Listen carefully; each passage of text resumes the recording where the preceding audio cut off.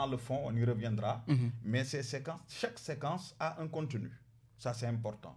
Et le président a été serein, le président a été calme. En tout cas, il nous projette dans des perspectives assez claires, rien qu'à travers la forme du discours. D'accord. Monsieur Mohamedou Moustapha Diagne, juriste de formation, chargé de programme au niveau du secrétariat national de la section sénégalaise d'Amnesty International, en discours de plus de 10 minutes, précisément 11 minutes. Qu'est-ce que cela vous inspire? Bien écoutez, je dirais d'abord que voilà, la tradition a été respectée. Donc, comme vous le savez tous, à la veille de la fête de l'indépendance, le président de la République prononce son discours, un discours adressé à la nation. Et comme vous l'avez si bien dit, c'est un discours plus court que d'habitude, un discours de 10 minutes. On n'était pas habitué à ce genre de discours. Ouais. Peut-être c'est un nouveau style, c'est une nouvelle manière de faire du président de la République. Un discours qui intervient, disons-le, 48 heures après sa prestation de serment. Et donc, c'est le deuxième discours depuis que le quinquennat a débuté. Et c'est un discours qu'il a axé essentiellement, disons-le, sur la jeunesse, sur la citoyenneté. Il a aussi évoqué la situation en Casamance, la paix en Casamance. Et je pense qu'aussi, c'est très important. Il a évoqué ce document, ce livre qui sera certainement produit et qui va revenir sur l'histoire du Sénégal, des origines à nos jours. Je pense que c'est un nouveau style. En tout cas, depuis hier, on a constaté qu'il y a un nouveau style qui se dégage du président de la République. Hier, c'était un freestyle. Il a parlé sans document à l'appui. Et aujourd'hui, il nous a livré un discours beaucoup plus court d'habitude. Maintenant, quand on aura analysé dans le fond, certainement, ça va susciter beaucoup d'interrogations. Pourquoi le président de la République s'est adressé de la sorte? Pourquoi il n'est pas entré sur certaines thématiques, sur certains sujets? Il était très attendu sur bien des sujets. Mais là, je pense qu'il a pris de court tout le monde en prononçant un discours de 10 minutes et qui est axé essentiellement sur la jeunesse. Il a rendu hommage à l'armée, naturellement, et puis il a parlé de la jeunesse, de la citoyenneté. Je pense qu'il a encore une fois de plus montré que la question de la citoyenneté sera au cœur de son prochain mandat. Et justement, comme l'a dit M. Gagnan, je me tourne maintenant justement vers Malick Gueye du Grand Parti, le député justement du Grand Parti, la jeunesse, la citoyenneté, la paix, l'armée, la Casamance, et également le livre qui sera prochainement publié concernant l'histoire générale du Sénégal. Est-ce que vous comprenez pourquoi le chef de l'État vraiment a adapté ce nouveau style donc au début de ce quinquennat? Un discours concis, précis, de plusieurs, en tout cas, on le voit avec des séquences différentes. Écoutez, vous me posez une question difficile parce que moi, je ne peux pas savoir ce que le président pense même de la stratégie qu'il faudrait mettre en place pour gérer éventuellement toutes ces complications politiques qui peuvent survenir sur le dernier mandat. Parce qu'en réalité, les jurisprudences au niveau des derniers mandats montrent qu'en fait, on va vers une situation, je ne le souhaite pas, difficile pour la coalition. Et laquelle coalition? En fait, je veux dire la coalition présidentielle. Parce qu'en réalité, il faut comprendre que moi, j'attendais à ce que le président nous dise que dans mon dernier mandat, je ne serai pas président de parti. Parce que ça a été une recommandation des Assises nationales. Ça a été une recommandation de la commission nationale qu'a présidé le professeur Amadou Matambo. Et je pense qu'aujourd'hui, par rapport au contexte, peut-être certaines personnalités à sa place, ne seraient pas dans une démarche partisane. C'est-à-dire aujourd'hui, diriger un parti, vouloir être l'arbitre de tout le monde, c'est comme ça. Les gens souhaitent. Parce qu'aujourd'hui, comme je vous ai dit, on ne peut pas, nous, l'opposition, rester dans le vraisemble. Concrètement, qu'est-ce que vous retenez justement du discours du président Macky Sall? Non, en fait, ce qu'on analyse, on est en train de commenter le discours. En réalité, parce que c'est un discours de perspective. C'est un discours de perspective et on ne peut pas aujourd'hui être peut-être dans la météo politique. Mais nous savons qu'il y a des éléments sur lesquels le président devait normalement en fait donner une feuille de route ou bien une orientation d'une manière très claire. C'est le mandat, c'est son dernier mandat, c'est en fait le débat sur les réformes sur la justice, parce qu'aujourd'hui, ça a été un débat de la campagne électorale. On attend aujourd'hui une réforme profonde de la justice aujourd'hui. Parce que si, en fait, tous les candidats qui ont eu des résultats appréciables avaient proposé, parce qu'il ne faut pas oublier aussi qu'il y a 42% des Sénégalais qui ont voté contre Macky Sall. Il y a 58 qui ont voté entre guillemets pour lui, parce que, bon, pourquoi entre guillemets je veux dire, nous, on ne reconnaît pas, en fait, l'équité même dans le processus électoral.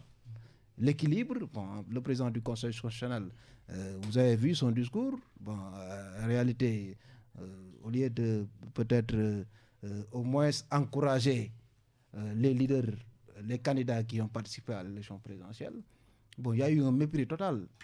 Un discours quand même que certains commentateurs juridiques ont apprécié comme franchement un discours qui n'était pas un discours d'un président du Conseil constitutionnel. Bon, à la limite, il a félicité, remercié la femme, la première dame, c'est bien. Mais bon, dans tout ça, il faut comprendre que le débat est dans l'opinion. C'est que c'est les Sénégalais aujourd'hui qui ont une exigence, une demande sociale, qui est de réformer un certain nombre de manières de faire la politique. Nous l'avons compris. Moi, je l'ai dit dans notre quartier général. Il annonce la réforme de l'administration sénégalaise. Tant mieux. C'est pas suffisant. Non, tant mieux. L'administration sénégalaise, il a expliqué. Parce que quand il parle de l'administration, il parle des lenteurs de procédure dans l'administration sénégalaise. Il a parlé de capacité d'accueil. Madame, les Sénégalais, les usagers ne sont pas bien accueillis, tout ça. Mais nous, on parle, par exemple, sur des éléments concrets. Mais le mandat de dépôt, aujourd'hui, bon, attends, les gens, dans le contexte même actuel, mais aujourd'hui, il faut que les gens proposent un juge des libertés. Bon, peut-être dans le programme fondamental, il va essayer de... Est-ce qu'aujourd'hui, ce qui s'est passé durant son premier mandat, avec 0 responsable de la mouvance présidentielle qui a été audité, traduit à l'OFNAC, les dossiers remis au procureur, et que ce mandat-ci, il y aura des responsables de la paix qui seront traduits devant la justice. D'accord, nous allons y revenir parce que vous êtes député à l'Assemblée nationale. Mais en attendant, je me tourne vers Bassirou Kébé, qui est le conseil technique du président de la République, Serge de l'Enfance. Un discours de 10 minutes. On a parlé de la jeunesse, la citoyenneté, la paix, l'armée en Casamance. Également, le livre prochainement publié. Est-ce que avez-vous justement été satisfait dans ce discours à la nation du chef de l'État, Bassirou? Oui, merci beaucoup. Moi, je pense que c'est important aussi que l'on puisse faire une lecture du discours du président de la République. Nous ne sommes pas ici dans un meeting politique ou en tout cas dans un débat politicien. Un discours, c'est des mots qui sont sortis de la bouche d'un chef d'État. Et ces mots doivent être analysés à mon humble avis. Et je pense qu'il est important aussi qu'on essaie de voir quel est le contenu de ce discours.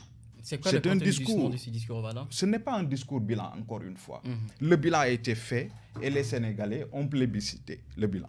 C'est clair, parce que quand on a 58,20% des Sénégalais, 27% des Sénégalais qui vous votent, ça veut dire que votre bilan a été satisfaisant. Donc, même si l'opposition sénégalaise refuse encore une fois de plus de reconnaître justement c'est vrai. Bon, on aime bien ce débat politicien, la politique politicienne. Vous savez, moi, je constate, et vous me poussez également à parler de cela, je voulais l'ignorer, mais c'est une opposition qui est en contradiction avec elle-même, qui ne sait pas où elle va, où elle met les pieds. C'est important. Aujourd'hui, l'opposition ne peut pas vous dire pourquoi, quelles sont les raisons pour lesquelles on ne reconnaît pas la victoire du président. On nous parle de processus biaisé, etc., etc. L'opposition a accepté dès le départ d'aller dans ce processus de parrainage, mais d'aller de collecter des parrains. Mais donc l'opposition a accepté le processus dès le départ, en amont. Vous voyez? Donc on ne peut pas venir en aval, participer durant tout le processus, participer aux élections, avoir des représentants dans les bureaux de vote, avoir des PV. Aujourd'hui, l'opposition avait tenté, 2 jours après l'élection présidentielle, de sortir de fameux résultats. Ces résultats, mais dans les réseaux sociaux, on n'en parlait plus.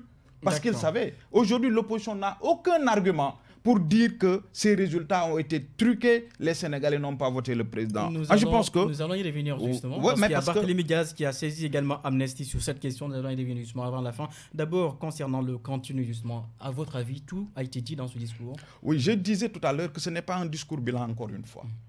Mais vous savez, ici, on ne fait pas du détaillant. Ce n'est pas un discours détaillant.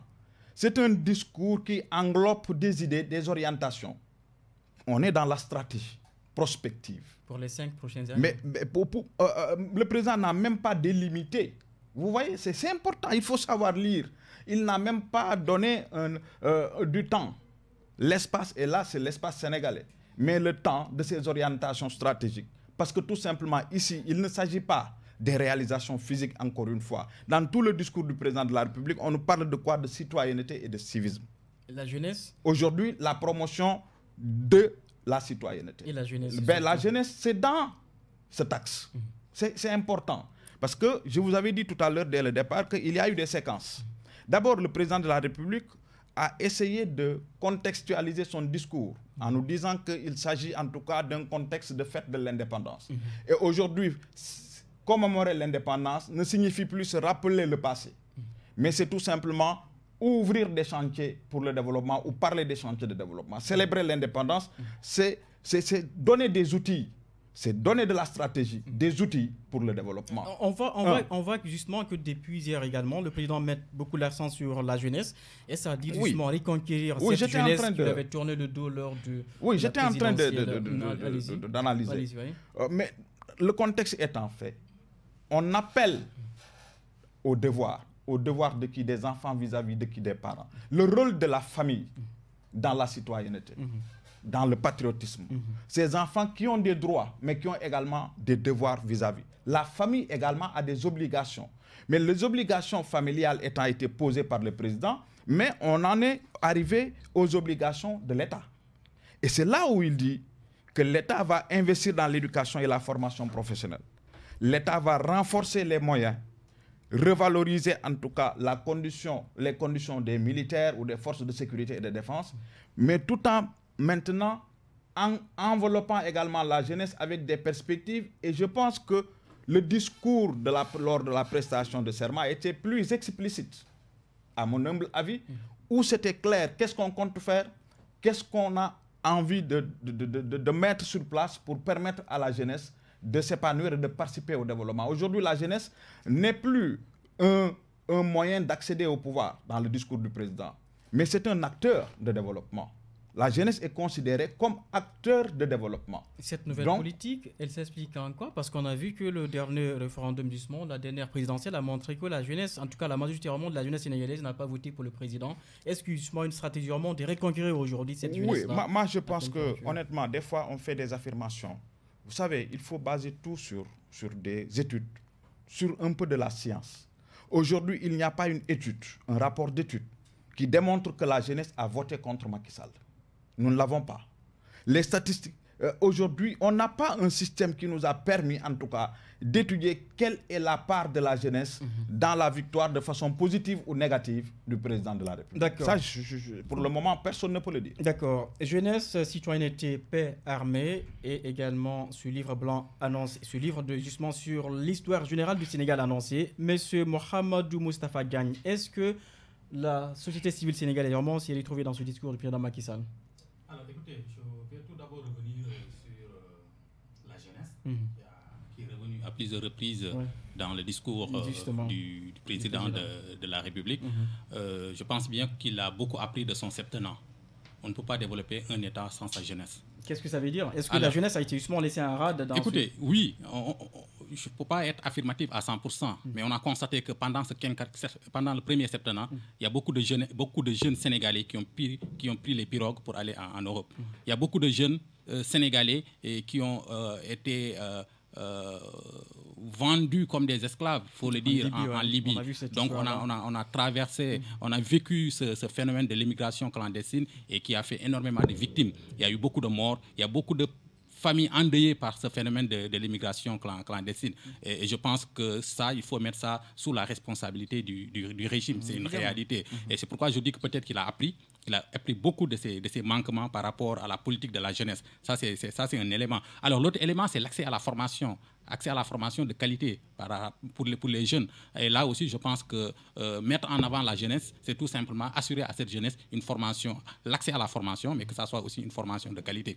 Alors, mettre en avant la jeunesse, c'est aussi plus particulièrement permettre à cette jeunesse d'avoir un accès à l'emploi.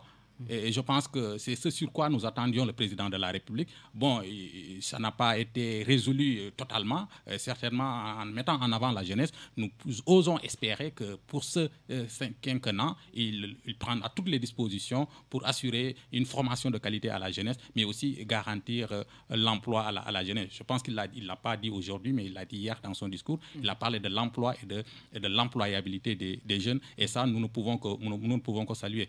Et écoutez, il a parlé de citoyenneté. Moi, j'aime bien qu'il ait parlé de citoyenneté parce que c'est très important. Il en a parlé hier. Il en a parlé hier, il en a parlé aujourd'hui. Il a fait un diagnostic sans complaisance de la citoyenneté.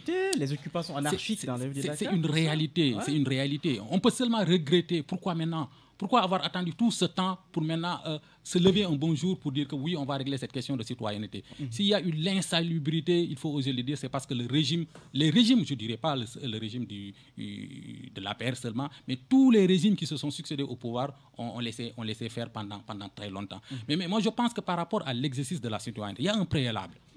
Faisons des Sénégalais d'abord des citoyens. Vous savez pourquoi je dis ça? Pourquoi vous le dites? Alors, je dis parce que tout simplement, on se rend compte que moi, je viens d'une mission à Tamba, Kaffrine, mais je me suis rendu compte de la profondeur de la problématique de l'état civil.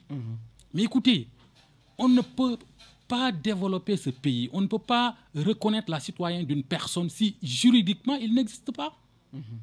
Pour exister juridiquement, il faut avoir un acte qui puisse prouver que tu existes. Et ça, cet acte, c'est l'acte de naissance, etc., etc. Là, je pense que c'est un problème ça constitue un préalable, et je pense que la question de l'état civil doit être au cœur de la politique du régime actuel. Chaque année, ce sont des milliers de jeunes. Mais absolument, des élèves vraiment absolument, qui sont absolument. Donc ça, c'est un problème qu'il faut régler. Régler la question de la citoyenneté, pour moi, c'est commencer par régler la question de l'état civil dans ce pays. Alors, ça aussi, c'est très important. Alors, je pense que c'est ce que je pouvais dire par rapport, disons, à la question de la jeunesse et de la citoyenneté. Et puis, voilà.